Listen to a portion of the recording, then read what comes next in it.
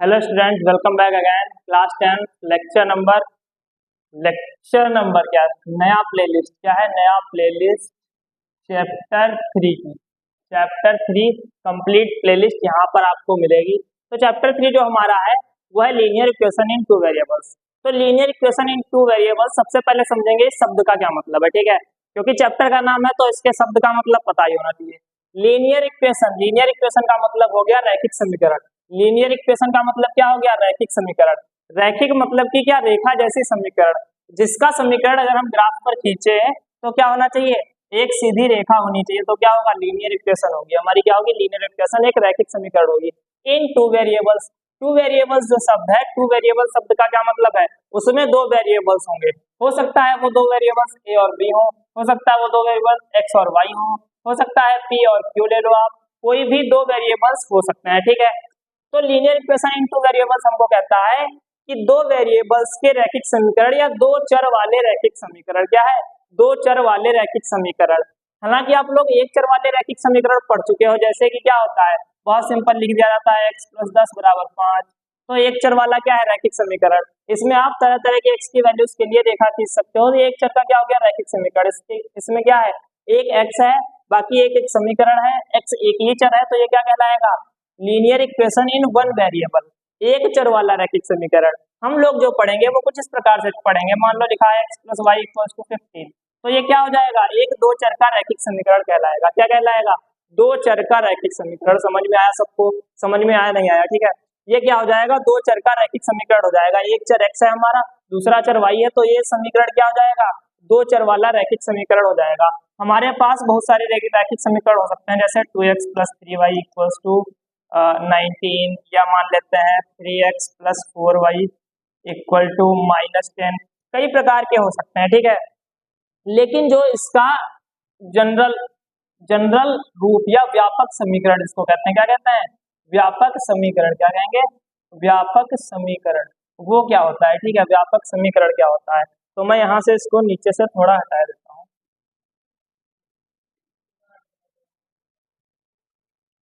तो देखते हैं व्यापक समीकरण क्या होगा। व्यापक समीकरण हमें कहता है कि हमारा होगा a1x। क्या होगा? a1x + b1y। क्या होगा? b1y + c1 = क्या हो जाएगा? 0। अब भैया हमने 1 क्यों लगाया? ठीक है, सबसे पहला क्वेश्चन, हमने 1 क्यों लगाया? हमने डायरेक्ट क्यों नहीं लिख दिया इसको?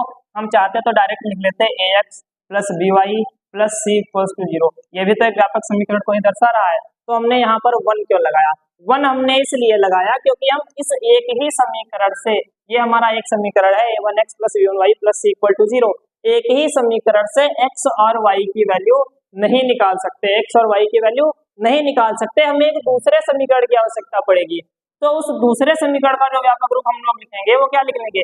a2x + b2y। क्या लिख लेंगे? b2y + c2 = 0, ये लिख लेंगे। इसलिए मैंने वहां पर क्या लिखा है? a1 लिखा है। तो a1 a2 हो जाएगा, b1 b2 हो जाएगा, c1 c2 हो जाएगा। समझ में आया कि नहीं आया? समझ में आया होगा, समझ में आया होगा। तो देखो इधर हमारे पास दो इक्वेशन है, जिसका जनरल जो व्यापक रूप होता है वो क्या होता है? a1x + b1y + c1 = 0। इतना इतना तो बहुत नॉर्मल है भैया, कोई भी बता देगा। सबसे पहले बता दूं इसका इन रियल लाइफ प्रिंसिपल क्या होता है, कहाँ पर हम इसको रियल लाइफ में यूज करते हैं, ठीक है? रियल लाइफ में हम लोग इसको कहाँ पर यूज करेंगे? मान ली मान लीजिए आपने अपने पापा से कहा कि पापा हमें पेन और पेंसिल चाहिए। क्या चाहिए? पेन चाहिए और पेंसिल चाहिए। तो आपके पिताजी गए, ठीक है, आपके पिताजी गए दुकान पे, वो दुकान से कुछ पेन और कुछ पेंसिल खरीद लाए। मान लो उन्होंने 10 पेन खरीदे। कितने खरीदे? 10 पेन खरीदे। और उन्होंने 5 पेंसिलें खरीद ली। कितनी खरीद ली? 5 पेंसिलें खरीद ली। और वो घर आ गए, ठीक है? तो भैया वो टोटल खरीद के लाए कितनी चीजें? 10 और 5 कितनी चीजें? 15 चीजें, जिसमें कि 10 पेन थे और 5 पेंसिलें थे। लेकिन दुकानदार ने जो तुम्हारे पापा को बिल दिया, उस बिल पर ये तो लिखा था कि 10 पेन, नीचे लिखा था 5 पेंसिल, और उसके बाद उस पर लिखा था बराबर में मान लो 100 रुपए। क्या लिखा था? 100 रुपए। तो तुम्हें कैसे पता चलेगा कि पेन का वास्तविक मूल्य क्या है और पेंसिल का वास्तविक मूल्य क्या है? समझ में आई बात नहीं आई? मान लो पेन लेके आए। अब देखिए आप सीधे समझो कि 10 पेन का मूल्य, अगर मान लो 10 पेन का मूल्य कितना है? 10 पेन का मूल्य अगर 50 रुपए हो, 10 पेन का मूल्य अगर 50 रुपए हो, तो एक पेन का मूल्य कितना होगा? एक पेन का मूल्य 5 रुपए होगा कि नहीं होगा भाई? 5 रुपए होगा, तभी तो 10 पेन अगर लोगे तब तो 50 रुपए दोगे दुकानदार को। बहुत सीधी सी बात है कि नहीं है? अगर सिर्फ पेन लिया और 10 पेन लिए 50 रुपए दिए तो एक पेन कितने का पड़ा? 5 रुपए का पड़ा। लेकिन अगर यहाँ पर हमने कह दे कि हमने 10 पेन लिए और मान लो 5 पेंसिल ली, 10 पेन और क्या ले लिए? 5 पेंसिल। अब हमने दुकानदार को 100 रुपए दिए, तो भैया अब क्या बताओगे? तरह तरह की वैल्यू हो जाएंगी नहीं हो जाएंगी? तुम चाहो तो ऐसा मान लो पेन एक रुपए का है तो 10 रुपए की ये चीज है। अब तुमको इस 5 से क्या करना है? 90 रुपए बना दो। 5 से 45 रुपए, 45 रुपए के मान लो 45 पंचे 90 बनाने हैं भैया। पंचे मान लेते हैं 18। 18 रुपए की अगर एक पेंसिल हो तो 5 पेंसिल ली, 18 रुपए की पेंसिल होगी, 1 रुपए का पेन होगा तो भी 100 रुपए हो जाएंगे नहीं हो जाएंगे? नहीं समझे मेरी बात? मैं समझाता हूँ।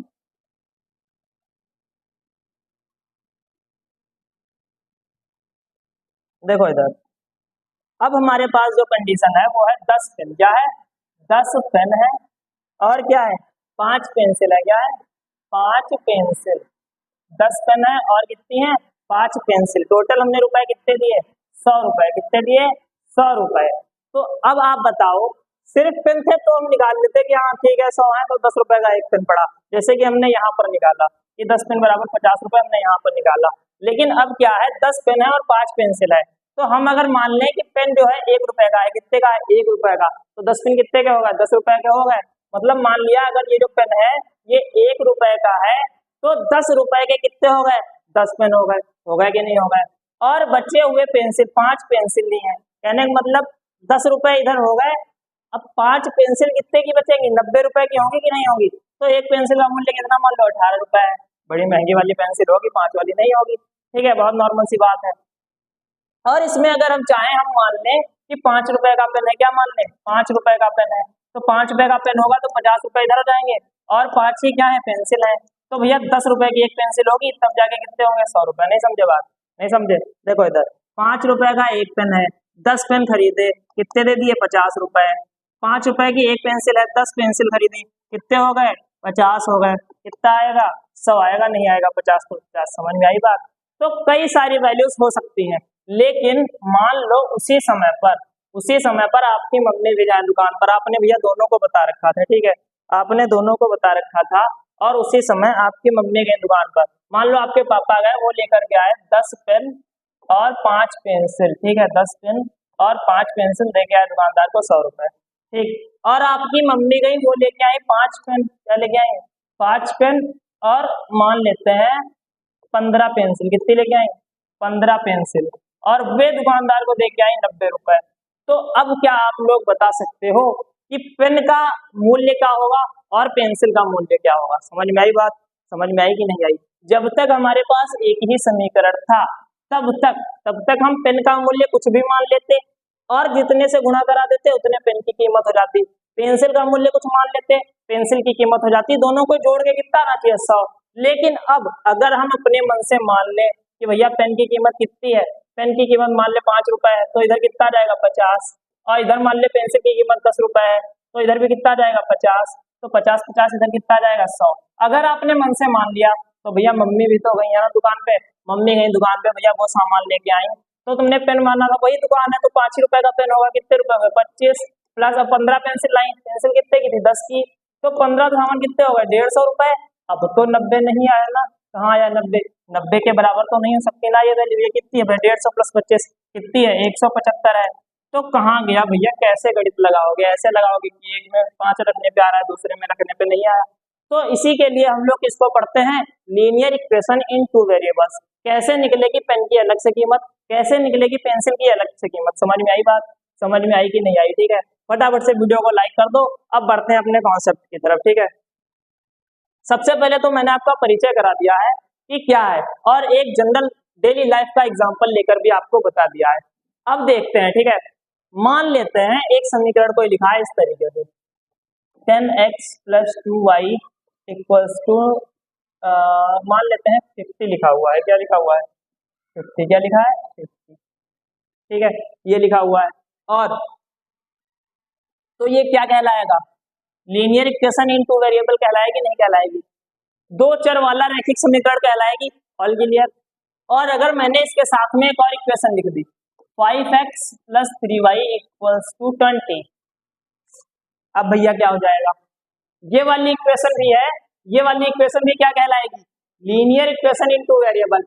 लेकिन एक चीज और है, जब ये दोनों इक्वेशन हम लोग साथ में देख रहे होंगे, साथ में देख रहे होंगे मतलब एक साथ लिखिए, एक ही सवाल है या एक ही चीज की ये दो इक्वेशन है, वही पेंसिल पेन वाली बात करें कि मम्मी ने लाया उनकी इक्वेशन वो बन गई, पापा लाए पेंसिल पेन उनकी इक्वेशन वो बन गई, तो वो कहलाएगा दो चर वाला रैखिक समीकरण युग्म। मतलब कि युग्म का मतलब क्या होता है भाई, युग्म का मतलब होता है जोड़ा। क्या होता है, जोड़ा। दुकान पे जाते हैं ना, एक जोड़ी जूता लेते हैं, लेकिन नहीं एक जूता नहीं लेते हैं, बल्कि जूतों का जोड़ा लेते हैं, और जोड़ा की शुद्धि क्या होगी, युग्म। तो इसमें हम लोग कहेंगे ये चीज क्या बोली जाएगी, दो चर वाले रैखिक समीकरण युग्म। क्या बोली जाएगी, दो चर वाले रैखिक समीकरण युग्म। दो चर वाले रैखिक समीकरण युग्म। इतना क्लियर है कि नहीं क्लियर है, इतना क्लियर है, इतना क्लियर है अगर तो बहुत बढ़िया बात है, क्योंकि बिल्कुल जीरो से स्टार्ट किया है। एक चर वाला रैखिक समीकरण और दो चर वाला रैखिक समीकरण बहुत ही आसान होता है। देखो इधर एक चर वाला कैसा होगा, 10x + 2 = 10, कुछ भी लिख दो भैया, क्या फर्क पड़ता है, कुछ ना कुछ आ जाएगा, कुछ नहीं जाता हमारा। इसको हल करके x की वैल्यू आती है, होता है एक चर वाला रैखिक समीकरण। दो चर वाला इसी में क्या लगा देते हैं, दो चर होने चाहिए, चाहे x और y दो होना, चाहे a और b हो जाए, चाहे c और d हो जाए, चाहे कोई भी दो चर हो जाए, हो सकता है a और z हो जाए, कोई फर्क नहीं पड़ेगा। दो चर वाले रैखिक समीकरण है तो दो चर वाले रैखिक समीकरण होने चाहिए। ठीक है, अब बढ़ते हैं अपने क्वेश्चन की तरफ, कैसे हल होगा, क्या इसका ज्यामितीय अर्थ बहुत ही ज्यादा पूछा जाने वाली चीज है। ठीक है, बहुत ही ज्यादा ज्यामितीय अर्थ इसका पूछा जाता है, चलिए देख लेते हैं। ठीक है, ये कुछ इस तरीके से है,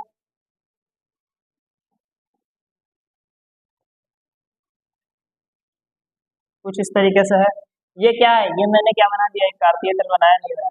इस बिंदु को क्या कहते हैं, इस बिंदु को क्या कहेंगे, क्या कहेंगे, ओ या जीरो, कुछ भी पढ़ दो। यहाँ पर क्या होगा, एक, यहाँ क्या होगा, दो, यहाँ क्या होगा, तीन, यहाँ क्या होगा, चार, यहाँ क्या होगा, पाँच, यहाँ क्या होगा, छह, यहाँ होगा सात, यहाँ होगा आठ।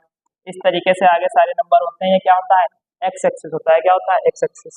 इधर आ जाओ, तो इसको हम लोग कहते हैं एक्स डैश एक्सिस। क्या कहते हैं, एक्स डैश एक्सिस, मतलब ऋणात्मक एक्स अक्ष। क्या होता है, ऋणात्मक एक्स अक्ष। और इधर काहे के नंबर होते हैं, माइनस के नंबर होते हैं। इस तरीके से होते हैं कि नहीं होते हैं, यही होता है ना। नीचे की साइड आओ तो -1, -2, -3, -4, -5, -6, -7, इस तरीके से होते हैं। और ये वाला कौन सा होता है, वाई डैश एक्सिस या ऋणात्मक वाई अक्ष। कौन सा, ऋणात्मक वाई अक्ष। और ऊपर का कौन सा है, वाई एक्सिस या वाई अक्ष। और कौन सा अक्ष बोला जाएगा, धनात्मक वाई अक्ष। इस तरीके से इस पर भी इसमें वैल्यूज होंगी 1 2 3 4 5 6 7 और सारी वैल्यूज होंगी। ठीक है, अब मान लीजिए हमने एक इक्वेशन लिख दी। ठीक है, बहुत सिंपल से इक्वेशन में लिख रहा हूँ, कौन सी, आप देखो इधर x + y = क्या लिख दिया, 1। क्या लिख दिया, x + y = 1। क्या लिख दिया, x + y = 1। बहुत आसान इक्वेशन है कि नहीं। अगर हम x की वैल्यू निकाले तो क्या निकलेगी, 1 - y, यही तो निकलेगी कि नहीं निकलेगी। x की वैल्यू क्या निकलेगी, 1 - y। क्या निकली, 1 - y। अब हम क्या करें, इसको कहीं पर नोट कर लेते हैं। ठीक है, इसको हम यहाँ पर क्या कर ले, नोट कर लेते हैं। एक ग्राफ या एक टेबल टाइप की आप लोग बना सकते हो इसके लिए। इधर x की वैल्यू लिखेंगे, इधर लिखेंगे y की। तो अगर मान लो y की वैल्यू क्या हो, 0 हो, y की वैल्यू क्या हो, 0 हो, मतलब कि x की वैल्यू ऐसे आएगा, y - 0, मतलब 1 - 0। y की वैल्यू 0 क्या हो जाएगा, 1 - 0। x की वैल्यू कितनी आएगी, 1 - 0, मतलब कि कितनी आ जाएगी, 1। ऐसा होगा कि नहीं होगा, x = 1 - 0, x की वैल्यू कितनी आ गई, 1 से 0 हटा के कितनी आ गई, 1। इसका मतलब जब x की वैल्यू 1 है तो y की वैल्यू क्या है, 0 है। जब x की वैल्यू 1 है तो y की वैल्यू क्या है, 0 है। y की वैल्यू 1 रख के देखें अगर, तो y की वैल्यू 1 रख के देखें तो देखो यहाँ पे क्या बन जाएगा, y की वैल्यू अगर हम 1 रख के देखेंगे इसी में, तो भैया x बराबर 1 - 1 हो जाएगा। x बराबर क्या हो जाएगा, 1 - 1। तो भैया x की वैल्यू कितनी आ गई, 1 - 1 बराबर क्या हो जाएगा, 0। ये हो गया ना। तो y की वैल्यू जब कितनी थी, y बराबर हमने क्या रखा था, 1। तो x की वैल्यू कितनी आ गई, x की वैल्यू आ गई 0। कितनी आ गई, 0। ये आ गई। ठीक है, वैसे 2 पॉइंट्स काफी होते हैं किसी भी ग्राफ पर खींचने के लिए, फिर भी मैं आपके लिए तीसरा निकालूंगा। ठीक है, मान लेते हैं y की वैल्यू क्या रख दें, 2 रख दें। क्या रख दें, 2। क्योंकि एक और जीरो रख चुके, अब क्या रख दें, 2 रख दें। तो इसके हिसाब से क्या हो जाएगा, देखो इधर x बराबर 1 माइनस वाई की वैल्यू क्या है 2, वाई की वैल्यू क्या है 2, तो x बराबर आ जाएगा 1 माइनस 2 बराबर क्या आ जाएगा -1। मतलब कि जब y की वैल्यू 2 है तब x की वैल्यू क्या है -1 है। इतना हो जाएगा, नहीं हो जाएगा, है कि नहीं। हम लोग कई सारी वैल्यूज जो है निकाल सकते हैं। समझ में आई बात, समझ में आई बात कि नहीं आई, बहुत आसान है, समझ में आना चाहिए। 1 माइनस वाई, ये था, ठीक है, इतना हो गया। अब अगर हम इसको अपने ग्राफ पर ड्रा करें, मतलब कि जब x की वैल्यू 1 है, y की वैल्यू क्या है 0, तो x की वैल्यू 1 है, y की वैल्यू कहाँ है 0, पॉइंट कहाँ होगा, यहाँ कहीं पर होगा, ये एक पॉइंट हो गया। x की वैल्यू 1 है, y की वैल्यू क्या है 0। दूसरा पॉइंट देखें, x की वैल्यू 0 है, y की वैल्यू क्या है 1, x की वैल्यू 0 है, y की वैल्यू क्या है 1, ये हो गई। y की वैल्यू 2 है तो x की वैल्यू क्या है -1, मतलब कि y की वैल्यू 2 और x की वैल्यू कहाँ है -1, यहाँ कहीं पर आ जाएगा भाई, इसके सामने यहाँ पर इस तरीके से, इस तरीके से, तो यहाँ पर कहीं पर पॉइंट आएगा। और तो हमने निकाला है, क्या नहीं निकाला है। अगर हम चाहें निकालना तो यहाँ क्या होगा, 1 माइनस 3 हो जाएगा, क्या हो जाएगा, ये हो जाएगा 1 माइनस 3, जब y की वैल्यू मैं क्या रख रहा हूँ 3, तो y की वैल्यू जब 3 रखी तो x की वैल्यू क्या आ जाएगी -2, क्या आ जाएगी -2, मतलब कि y की वैल्यू जब 3 है तो x की वैल्यू क्या आएगी -2, यहाँ कहीं पर जाएगा, इसके सामने ऐसे इस तरीके से जाएगा, यहाँ कहीं पर आएगा,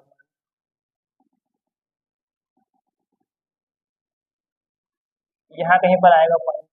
समझ में आया कि नहीं आया, इतना तो समझ में आया होगा कि हमने इस एक समीकरण के लिए x प्लस वाई बराबर 1 के लिए क्या किया, हमने अलग अलग वैल्यूज निकाल ली। कहाँ निकाल ली, जब x 1 होगा तो y क्या होगा 0 होगा, जब x 0 होगा तो y की वैल्यू 1 होगी, जब x की वैल्यू -1 होगी तो y की वैल्यू 2 होगी।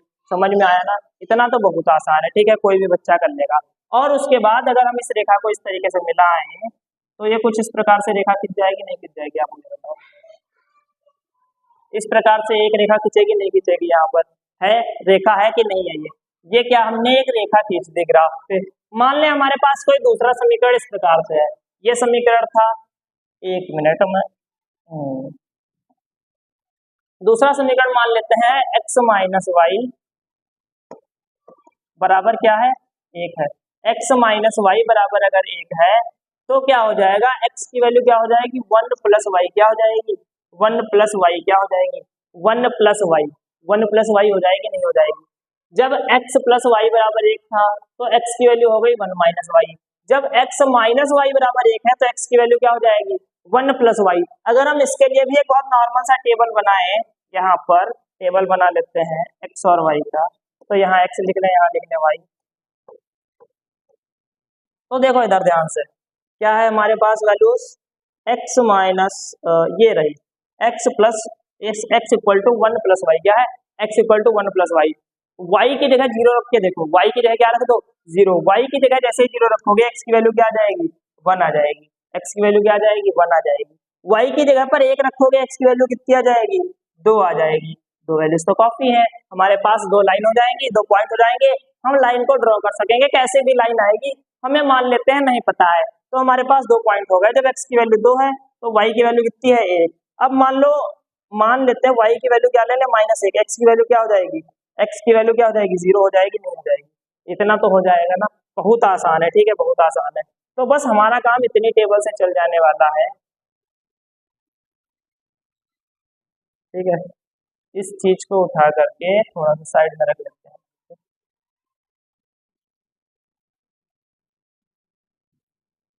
ठीक है, इतना हो गया।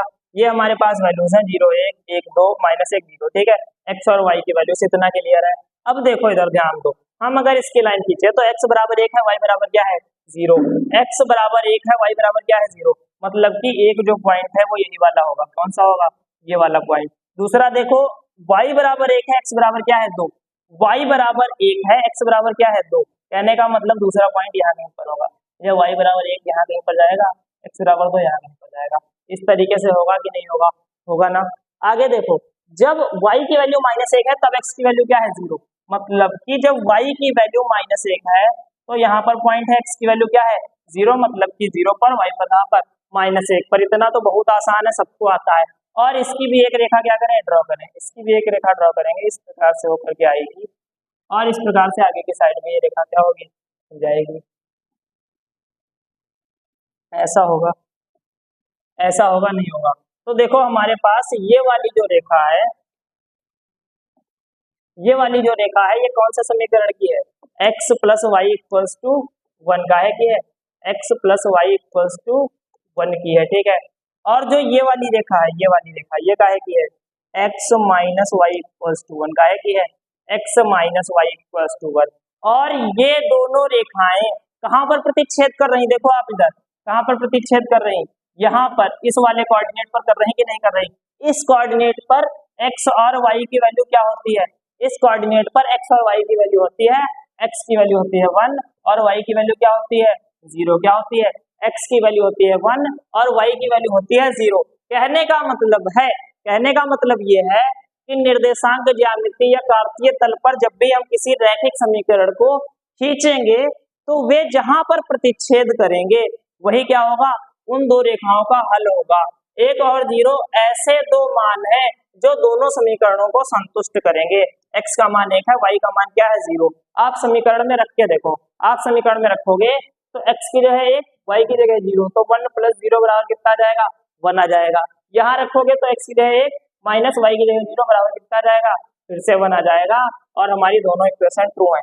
हालांकि और जो सारे मान थे जैसे कि 0, 1 वाला मान था, -1, 2 वाला मान था, वो अगर मान रखोगे तो एक तो सेटिस्फाई करेगी, दूसरी इक्वेशन सेटिस्फाई नहीं करेगी। फॉर एग्जांपल मैं मान लो ये वाली वैल्यू उठा दिया, x की वैल्यू 2 है, y की वैल्यू कितनी है 1 है, तो भैया यहाँ तो ट्रू है, 2 में से 1 गया 1, x की वैल्यू 2 माइनस y की कितनी 1 बराबर कितना आ गया 1। लेकिन यहाँ जब रखोगे 2 प्लस लगा है, y की वैल्यू कितनी है 1, कितना आ रहा है 3, मतलब कि ये चीज क्या है, सही नहीं है।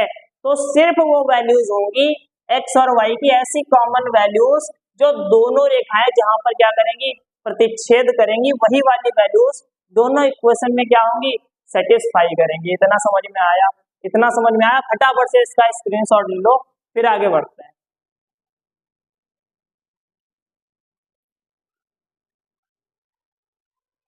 ऑल राइट, तो आप लोगों ने स्क्रीनशॉट ले लिया होगा, आगे देखते हैं, ठीक है। तो आपके लिए एक सवाल है यहाँ पे, ठीक है। एक सवाल यह है x plus 3y equal to 6, क्या है, x plus 3y equal to 6। दूसरा क्या है 2x minus 3y equal to 12, क्या है 2x minus 3y equal to 12। तो आपको x और y की ऐसी वैल्यूज बतानी है जो दोनों में क्या हो, सेटिस्फाई करें। और कौन सी विधि से, ग्राफीय विधि से। कौन सी विधि से, ग्राफीय विधि से। जो मैंने अभी आपको बताया कि इसका ज्यामितीय अर्थ या ग्राफीय निरूपण क्या होता है, वो इसको हल करने की क्या कहलाती है, ग्राफीय विधि कहलाती है। दो चर वाले रैखिक समीकरणों को हल करने की ग्राफीय विधि होती है। इतना तो समझ गए ना।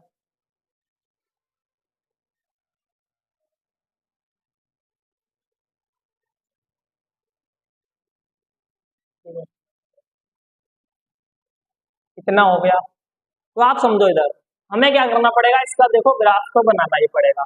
तो एक ग्राफ फटाफट से बना लेते हैं, ठीक है। ये फिर से हो जाएगा एक्स वाई एक्सिस, और ये वाला एक्सिस कौन सा हो जाएगा, एक्स एक्सिस। कौन सा हो जाएगा, एक्स एक्सिस। इतना हो जाने के बाद, इतना हो जाने के बाद हमें इसमें वैल्यूज निकालनी है कि नहीं। तो इस वाली समीकरण से क्या निकलेगा, x equal to 6 minus 3y। क्या निकलेगा, x equal to 6 minus 3y। इसमें क्या निकलेगा, इसमें निकलेगा x इक्वल टू 12। अब ये माइनस 3y है, उधर का है क्या हो जाएगा, प्लस का 3y का है, क्या हो जाएगा, प्लस का 3y। लेकिन 2x हमने इधर था, क्या था 2x था, तो भैया 2x का 2 भी कहाँ जाएगा, बटे में। कहाँ जाएगा, बटे में। इतना होगा, ठीक है। इतना क्लियर है, इतना क्लियर है। तो भैया इसके लिए यहाँ पर एक टेबल बना लो, और इसके लिए भी इधर ही एक टेबल बना लेते हैं, ठीक है। जाओ, तुम्हारा कोई काम नहीं है। अब देखो इधर ऊपर वाले के लिए मैं बना रहा हूँ टेबल, ठीक है, एक्स और वाई की वैल्यूज। नीचे वाले के लिए ये टेबल। सिर्फ 2 ही पॉइंट से हमारी रेखा हो जाती है, तो हम लोग सिर्फ 2 ही पॉइंट पे फोकस करेंगे, ठीक है। आप चाहो तो कई सारे पॉइंट निकाल सकते हो, कोई दिक्कत नहीं। तो भैया x बराबर 6 माइनस 3y, y की वैल्यू अगर हम क्या ले लें, 1 ले लें, क्या ले लें 1, तो x की वैल्यू कितनी आएगी आप खुद सोचो। y की जगह मैंने क्या रख दिया है, मतलब कि x बराबर 6 माइनस क्या हो जाएगा 6 माइनस 3 गुणे 1 ये हो जाएगा। तो 6 माइनस 3 क्या आएगा, 6 माइनस 3 बराबर कितना आएगा 3। इसका मतलब x की वैल्यू कितनी आ गई 3। जब y की वैल्यू 1 थी तब x की वैल्यू कितनी आ गई 3 आ गई। अगर y की जगह 2 रख दे तो, अगर y की जगह क्या रख दे 2 रख दे तो भैया y की जगह जैसे ही 2 रखोगे तो x बराबर 6 माइनस 3 गुणे 2 हो जाएगा। तो 6 माइनस 6 हो जाएगा कितना जाएगा 0। y की जगह 2 मतलब x की जगह क्या हो जाएगा 0, इतना हो जाएगा। ठीक है, अब दूसरी वाली समीकरण को देखते हैं। ठीक है, दूसरी वाली समीकरण हमारी क्या कहती है,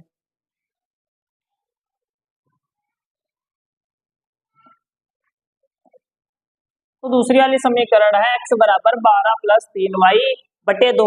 अगर y की जगह 1 रख दिया, y की जगह क्या रख दिया 1, तो भैया देखो क्या हो जाएगा 3 एकम 3, 12 में से 3 जाएंगे कितना बचेगा 9, और 9 बटे 2 मतलब कि x की वैल्यू आ जाएगी 4.5, जो कि कुछ बढ़िया नहीं लगेगा, इसलिए हम y की वैल्यू 1 नहीं रख रहे हैं। मतलब 12 प्लस 3 गुणे 1 हो जाएगा, तो 12 में से 3 जाएंगे तो आएगा 9, और बटे में 2, तो 4.5 x की वैल्यू हम नहीं चाहते कि आए, क्योंकि बहुत ज्यादा दिक्कत हो जाएगी हमें इस वाले ग्राफ पे बनाने में, इसलिए मैं x की वैल्यू को 2 रख दूंगा। क्या रख दूंगा 2, तो 12 प्लस 6 आ जाएगा कितना आ जाएगा, सॉरी मैं भूल गया, यहाँ पे प्लस है माइनस नहीं है, तो भैया प्लस है तो 3 गुणे 1 भी रखोगे तब भी 15 बटे 2 7.5, वो भी हम वैल्यू नहीं चाहते।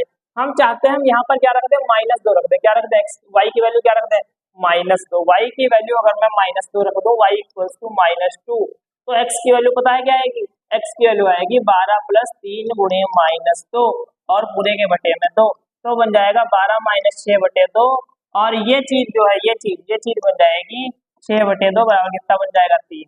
मतलब कि जब y की वैल्यू -2 थी तब x की वैल्यू कितनी आ गई 3 आ गई। समझ में आया कि नहीं आया। y की जगह भैया 2 रख के -2 रख के इसको हल कर लेना, x की वैल्यू आ जाएगी, वही वैल्यू मैंने यहाँ पर रख दी है कि क्या हो जाएगी 3 हो जाएगी, और क्या हो जाएगी -2 हो जाएगी। y की जगह और क्या ले सकते हैं, और मैं ले सकता हूँ y की जगह 0, क्या ले सकता हूँ 0। अगर मैं y की जगह क्या रख दूं 0, अगर मैं y की जगह 0 रख दूं तो 12 बटे 2 12, और ऊपर क्या था प्लस 3y, मतलब कि वो तो 0 हो जाना हमारा, उसका कोई मतलब ही नहीं।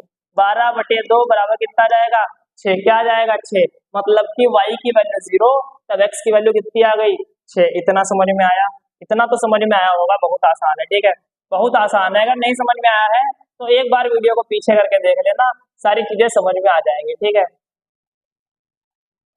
ये चीज हमारी क्या निकल के आई थी, x बराबर क्या निकल के आई थी हमारी, ये चीज निकल के आई थी x बराबर 12 प्लस 3y बटे 2। ठीक है, ये दूसरी थी, ये पहली इक्वेशन थी। तो हमने यहाँ पर दोनों के लिए टेबल बना लिया, और अब हम इसको इस पर ड्रा करेंगे। ये वाला पॉइंट हमारा कौन सा होता है 0, यहाँ पर क्या होगा 1 2 3 4 5 6, यहाँ पे आ जाओ -1 -2 -3 -4, इस तरीके से ऊपर आ जाओ प्लस का 1 2 3 4 5, इधर आ जाओ -1 -2 -3 -4, इस तरीके से नंबर्स होते हैं। धनात्मक x अक्ष, ऋणात्मक y अक्ष, धनात्मक y अक्ष, ऋणात्मक y अक्ष, धनात्मक x अक्ष, ऋणात्मक x अक्ष। ठीक है, हो गया x एक्सिस, इधर में क्या है x एक्सिस। तो ऋणात्मक को दिखाते हैं x डैश से, किससे दिखाएंगे x डैश से, इसको y से, तो ऋणात्मक y अक्ष को किससे दिखाएंगे y डैश से। इतना हो गया। अब भैया पॉइंट देखो, पहली वाली समीकरण के अनुसार मतलब x प्लस 3y बराबर 6 के लिए y की वैल्यू 1 है तब x की वैल्यू कितनी है 3, y की वैल्यू 1 है, x की वैल्यू कहाँ है 3, यहाँ कहीं पर पॉइंट आएगा इसके सामने, इस तरीके से यहाँ कहीं पर पॉइंट आ जाएगा ना, यहाँ पर पॉइंट आ गया।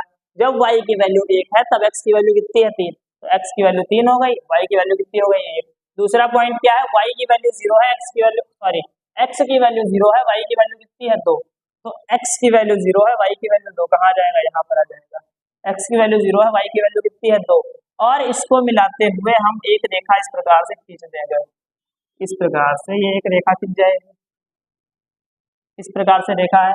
तो इस वाली रेखा का समीकरण क्या है, x plus 3y equal to 6, यही है कि नहीं, यही वाली तो रेखा आएगा हमारी x plus 3y equal to 6, इसी को तो हमने यहाँ पे निकाला था, ये वाली हमने रेखा खींच दी। ठीक है, दूसरा वाला समीकरण अगर हम लें तो y की वैल्यू -2 है, x की वैल्यू क्या है 3, तो भैया y की वैल्यू -2 है, x की वैल्यू क्या है 3, यहाँ कहीं पर पॉइंट आएगा, मतलब कि इसके जस्ट नीचे आएगा x पर 3, y पर कहाँ आएगा -2, यहाँ पर पॉइंट आ जाएगा ये, ठीक है। और दूसरा पॉइंट क्या है, y की वैल्यू 0 है, x पर कितना है 6, y की वैल्यू 0 है, x पर कितना है 6, मतलब कि यहाँ कहीं से जाएगा। और क्या हो जाएगा, देखो इधर ये जो मिलेगा ये इसका पॉइंट हो जाएगा इस प्रकार से, ये हो गई दूसरी रेखा। तो देखो ये लोग यहाँ पर कहीं पर काट रहे हैं कि नहीं काट रहे हैं, कहने का मतलब इस पॉइंट के जो निर्देशांक होंगे x और y वे क्या होंगे, इन दोनों समीकरणों के हल होंगे। समझ में आई बात, समझ में आई कि नहीं आई। इन दोनों समीकरण का जब हम ग्राफीय हल निकालेंगे तो हम दो रेखाएं खींचेंगे। रेखाएं कैसे खींचनी है, हमको पहले y के पदों में x की वैल्यू लिखनी है, तो x की वैल्यू y के पदों में लिख दी, फिर y का मान ऐसा रखो कि x की छोटी से छोटी या बिल्कुल पास की वैल्यू आए जो हम ग्राफ पे इजीली ड्रॉ कर लें। समझ में आया, जैसे कि मैंने यहाँ पे 0 रखा, तो 0 रखेंगे तो कितनी आ गई 6, मैंने रखी है ना 0 पर कितनी आई है 6, ऊपर वाले में नहीं रखी है 0, मैंने यहाँ पर 1 रखा था ताकि 3 आ जाए, 2 रखा था ताकि 0 आ जाए, 6 ना आए, 6 क्या हो जाएगी दूर की वैल्यू। यहाँ पर हमने -2 लिया था, -2 पता है क्या लिया था, -2 हमने इसलिए लिया था ताकि 12 - 6 बन जाए, 12 - 6 6 आ जाएगा, और y की x की वैल्यू कितनी आ जाएगी 6/2 कितनी आ जाएगी 3 आ जाएगी, इसलिए लिया था ताकि हमारी जो ग्राफ है वो छोटी ना पड़े, या हमको ऐसा ना मानना पड़े कि 1 सेंटीमीटर बराबर 10 खाने या बराबर इतना 10 की इकाई 10 इकाई 20 इकाई जितना भी मानना हो, ऐसी वैल्यू माननी है जो छोटी से छोटी आए और हमारी ग्राफ टेबल बड़ी इजीली इस प्रकार से बन जाए, बिल्कुल पास की वैल्यू। देखो -2 3 0 6 0 2 3 1, 10 से बाहर तो जाना ही नहीं है, 10 से बाहर जाओगे बहुत बड़ा ग्राफ बन जाएगा, ठीक है। ऐसी वैल्यू लेना जो बिल्कुल पास की हो, उसके बाद दोनों लाइन ड्रॉ कर देना, तो जो निर्देशांक आएंगे मेरी समझ से यहाँ पर ये -12, मतलब कि x y की वैल्यू क्या हो जाएगी माइनस का 1/2, क्या हो जाएगी माइनस का 1/2, इस प्रकार से कुछ पॉइंट आना चाहिए।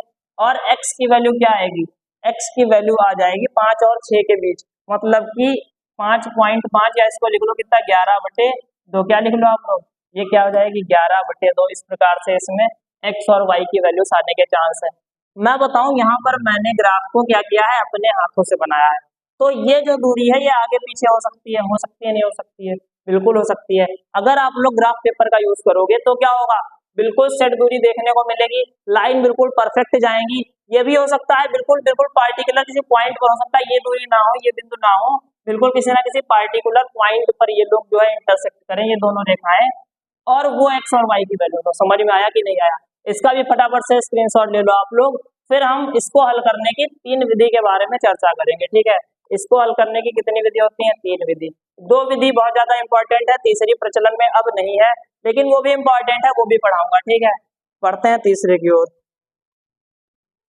तो जो पहली विधि है वो हमारी कहलाती है प्रतिस्थापन विधि। क्या कहलाती है, प्रतिस्थापन विधि, प्रतिस्थापन विधि। दूसरी विधि हमारी विलोपन विधि है, तीसरी विधि कौन सी है, वज्र गुणक विधि। क्या है, वज्र गुणक विधि। तो मैं इस समय पहली विधि की चर्चा कर रहा हूं, तो मैं पहली विधि बताऊंगा। अभी जो मैंने एक सवाल आपको लगवाया, क्या था सवाल, सवाल है x + 3y = 6। सवाल क्या है, x + 3y = 6, 2x - 3y = 2 है। इसी को ले लेते हैं, ठीक है। x + 3y = 6, x + 3y = 6 और 2x - 3y = 2 है। अब हम इसी वाले सवाल को क्या करेंगे, प्रतिस्थापन विधि से लगाएंगे। वो कौन सी विधि थी, ग्राफीय विधि थी। कौन सी विधि थी, ग्राफीय विधि। यह अब हम किससे लगाएंगे, प्रतिस्थापन विधि से। किससे लगाएंगे, प्रतिस्थापन विधि से। तो सबसे पहले मैं बता दूं प्रतिस्थापन शब्द का क्या अर्थ है, क्या है प्रतिस्थापन शब्द, क्या है प्रतिस्थापन, या हिंदी पढ़ते हो तो ये तो आना ही चाहिए। मान लो कोई जगह है इस प्रकार से, यहाँ पर एक ब्लॉक इस तरीके से रखा हुआ है और ये कोई दूसरा ब्लॉक है, ठीक है। और मान लो इस गुटके का नाम है ए, इस गुटके का नाम है बी, और ए वाला गया, उसने बी को यहाँ से हटा दिया और उसकी जगह पर बैठ गया ए आ गया, ठीक है। तो इसने क्या किया, बी को विस्थापित कर दिया, मतलब बी को यहाँ से हटा दिया, तो ये इसने क्या किया, विस्थापन कर दिया। क्या कर दिया, विस्थापन। क्या हो गया, विस्थापन। इस चीज को क्या कहते हैं, विस्थापन। और अगर बी यहाँ से हटके यहाँ आ जाए कहने का मतलब है कि ए वहां चला गया और बी यहाँ गया, तो एक दूसरे के साथ जगह बदल गई ना। इस चीज को या इस स्थिति को क्या बोलेंगे कि इन लोगों ने क्या कर दिया, प्रतिस्थापन कर दिया। एक दूसरे का क्या कर दिया, प्रतिस्थापन, एक दूसरे को अपनी अपनी जगह से हटा दिया और दूसरे की जगह ले ली। समझ में आई बात? तो इसी विधि का हम लोग इसमें यूज करेंगे। ठीक है, इतना क्लियर है? इतना क्लियर है? प्रतिस्थापन क्या होता है कोई पूछे तो डायरेक्ट क्या बताओगे कि किसी को हटाकर उसकी उसकी जगह बैठ जाना और वो हमारी जगह बैठ जाए तो क्या हो जाएगा, प्रतिस्थापन। और सिर्फ विस्थापन क्या होगा, उसको हटा दो उसकी जगह ले लो, क्या हो जाएगा, वो विस्थापित हो जाएगा। प्रतिस्थापन में वो भी आपकी जगह लेगा। ठीक है, तो अगर हम लोग इसमें y को स्थापित करें, कहने का मतलब y को दूसरी साइड भेजें और x की वैल्यू निकालें, तो क्या आएगी, x इक्वल टू आएगी 6 माइनस 3y। अब ये माइनस 3y कैसे हो गया भाई, इधर तो प्लस का था। कक्षा 8, 7, 6 से आप लोग पढ़ते आ रहे हो ट्रांसफॉर्मेशन थ्योरी। कौन सी थ्योरी, ट्रांसफॉर्मेशन लॉस,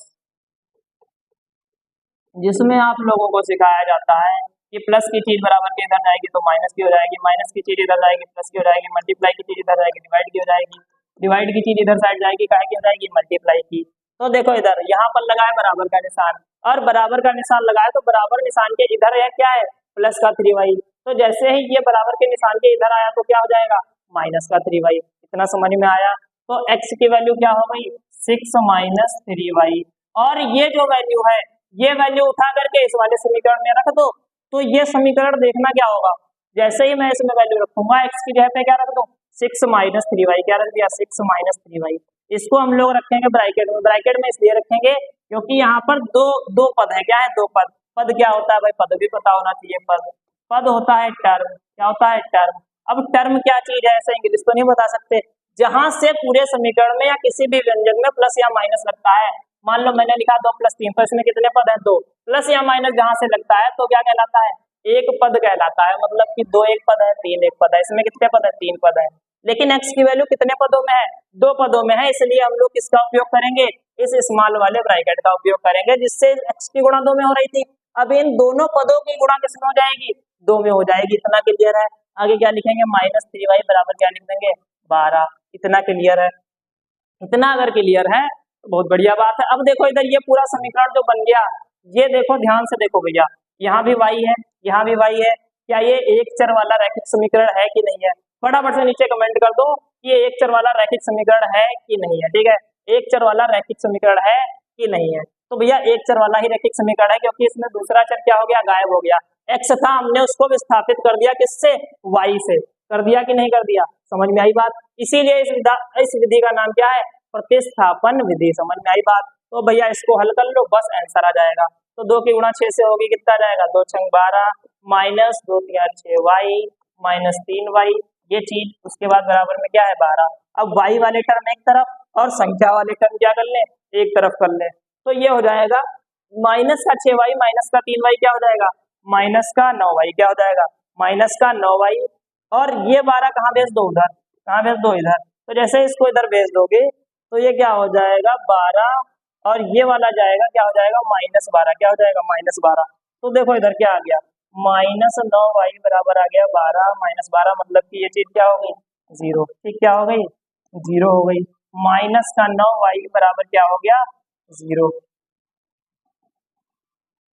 माइनस का 9y बराबर क्या आ गया, 0। माइनस का 9y, ठीक है। तो -9y बराबर 0, तो y की भी वैल्यू क्या आ गई, 0। y की भी वैल्यू क्या आ गई, 0। x की वैल्यू निकालने के लिए कुछ भी नहीं करना है, बस ये y की वैल्यू उठाओ और कहाँ पे रखनी है हमको, इस वाले समीकरण में। इस वाले समीकरण में रख देंगे, x की वैल्यू आ गई। कहने का मतलब x बराबर 6 - 3 गुणे y की वैल्यू कितनी आई है, y की वैल्यू आई है 0। ये हमने यहाँ पर रख दिया। तो x बराबर 6 माइनस इधर क्या है, 3 की 0 से गुणा होगी, क्या बन जाएगा, 0। तो x की वैल्यू कितनी आ गई, 6। क्या आ गई, 6। मतलब x की वैल्यू 6 और y की वैल्यू क्या आएगी, 0। y की वैल्यू 0, x की वैल्यू क्या आएगी, 6 आएगी। इतना क्लियर है? और अगर आप लोग करके देखना चाहते हो तो इस वाले समीकरण में जैसे ही वैल्यू रखोगे तो देखना दोनों समीकरण क्या होंगे, ट्रू होंगे। जैसे कि पहला समीकरण क्या है, पहला समीकरण हमारा है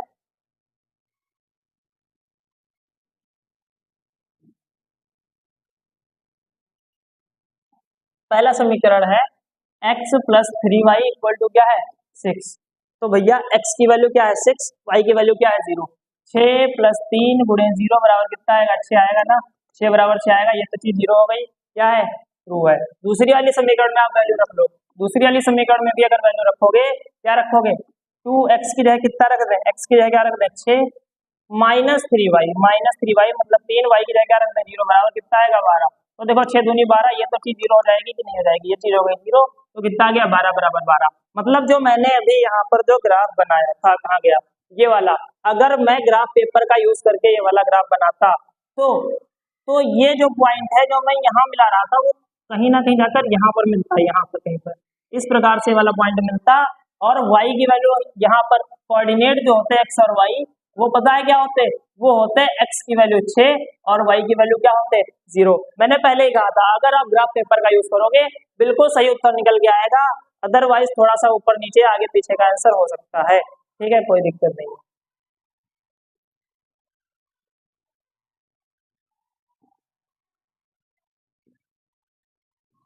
ठीक है, ये हो गया। फटाफट से इसका स्क्रीनशॉट ले लो।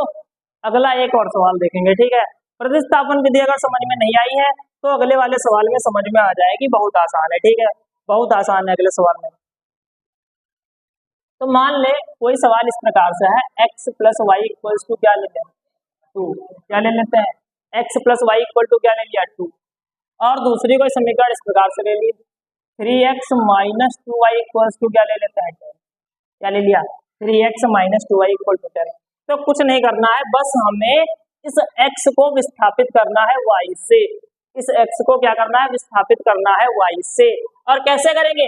ऊपर से x की वैल्यू निकाल लो, कितनी आएगी? 2 - y। 2 - y आ गई। ये वैल्यू उठा के जैसे यहाँ रखोगे तो 3 यहाँ क्या हो जाएगा? 2 - y। फिर आगे की चीज ऐसे इस पूरी की पूरी लिख लो, -2y बराबर क्या हो जाएगा? 10। और बस इतना हो गया। तो बस ये क्या बन गया? एक चर वाला रैखिक समीकरण।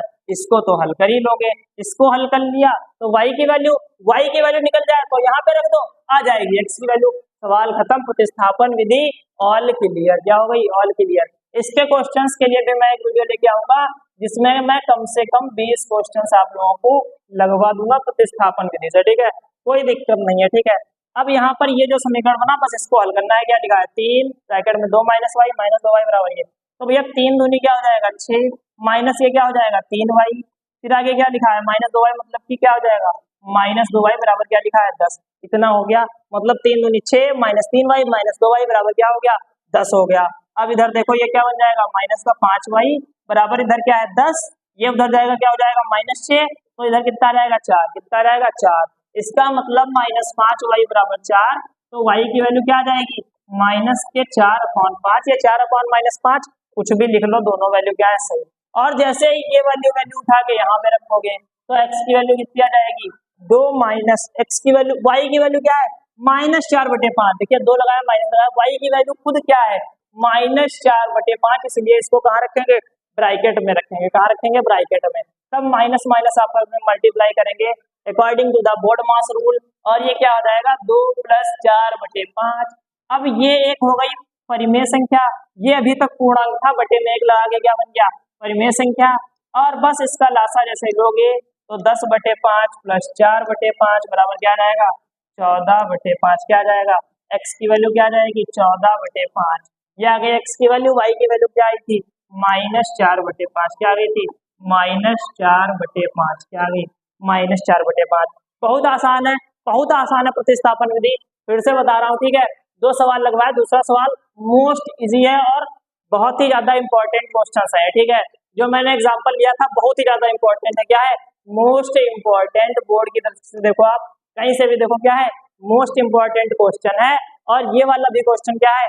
मोस्ट इंपॉर्टेंट है। ऐसे ही क्वेश्चंस बोर्ड एग्जाम में आते हैं। ठीक है, तो आपको क्या करना है? इसके लिए प्रैक्टिस करनी है। वीडियो को लाइक कर दो, चैनल को सब्सक्राइब कर लो, प्लेलिस्ट को एक्सेस कर लो। अगले अगले वीडियो में हम लोग इसके 10 नहीं बल्कि 20 सवाल क्या करेंगे? 20 सवाल इसके हम लोग देखेंगे। और उसके बाद जो दूसरी विधि है, ये कौन सी विधि है? पहली विधि है, जैसा कि मैंने पहले ही बताया। ये कौन सी विधि है? प्रतिस्थापन विधि है। कौन सी विधि है? प्रतिस्थापन विधि। एक दूसरी विधि है विलोपन विधि, तीसरी विधि है वज्र गुणन विधि।